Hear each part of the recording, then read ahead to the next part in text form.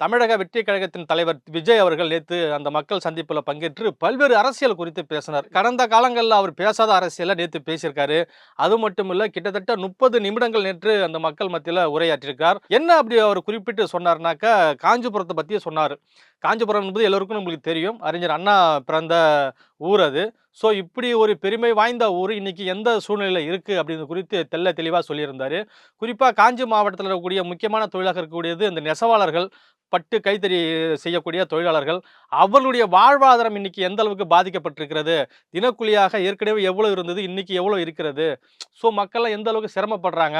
அப்படிங்கிறத பத்தி தெளிவா சொல்லியிருந்தாரு. அது மட்டும் இல்ல, இந்த காஞ்சிபுரம் பஸ் ஸ்டாண்டு கிட்டத்தட்ட 60 ஆண்டுகளுக்கு மேலாக அப்படியே தான் இருக்கிறது. புதியதாக கட்டுவதற்கு இந்த ஆட்சியாளர்களுக்கு ஒரு இடம் கூட தேர்வு செய்யப்படவில்லையா? அப்படின்னு கேள்வி எழுப்பியிருந்தார். என்ன அப்படின்னாக்கா, அந்த பஸ் ஸ்டாண்டு அண்ணா காலத்துல கட்டப்பட்டதாம்.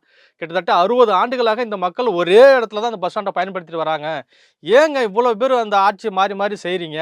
புதியதா ஒரு கட்டுறதுக்கு ஒரு இடம் கூட இல்லையா? கேட்டா நீங்க பல்வேறு காரணம்லாம் சொல்லுவீங்க அப்படின்னு தெள்ள தெளிவா குறிப்பிட்டிருந்தாரு.